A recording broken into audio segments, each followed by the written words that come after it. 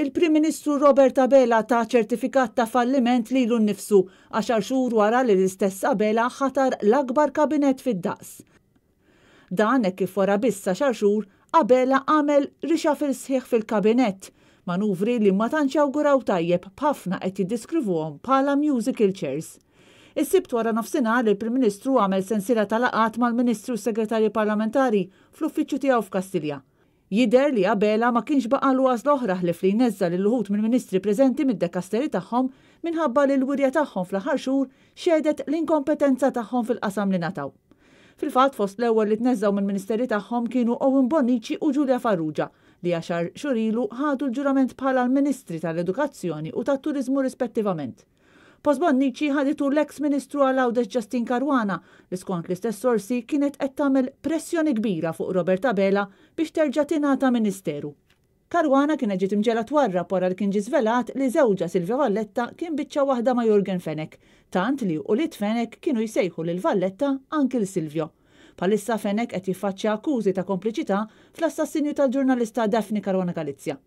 Minnaħa l-oħra l-Ministeru li sal-lum kien fidejn Giulia Farrugia issa għadda fidejn Clayton Bartolo, persuna magħrufa sew li għenet lil Abela fil-ġlieda leadership tal-Labour. Kemm Owen Bonnici kif ukoll Giulia Farrugia kienu fil-mira ta' kritika qawwija għal mod kif mexxew l-oqsma tagħhom fix-xhur tal-pandemija. Bonnici jitqis bħala li ma ħejjix sew għal ftuħ mill-ġdid tal-iskejjel u b'Farrugia taqla barrax ta' kritika dwar is-suppost mechanisms li ħejjiet tas-sajf li għadda.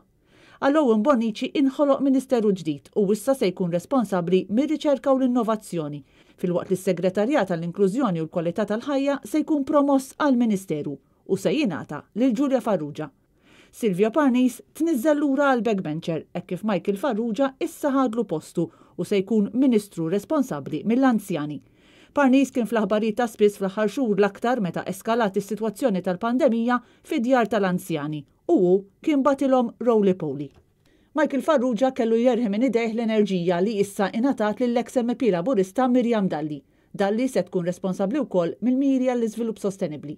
Għal xi raġuni mhux ċara Silvio Xkembri tneħħitlu minn taħtu il-Malta Enterprise li issa wkoll ġiet f'ħoġor Miriam Dalli. U segretarju parlamentari responsabbli mill-kostruzzjoni Chris Sajus mexa minn taħt il-Ministeru ta' Ian Borg għal dak ta' Aaron Farrugia. Sa dan it-tant l-ex Chief of Staff tal-Prim Ministru Clyde Caruana issa wkoll sa postu fil-Kabinett bħala Ministru għall-Finanzi u x-Xogħol. Dan hekk kif sar magħruf li Edward Cicluna se jinħatar Gvernatur tal-Bank Ċentrali wara li dam jirreżisti milli jirriżenja minn Ministru tal-Finanzi.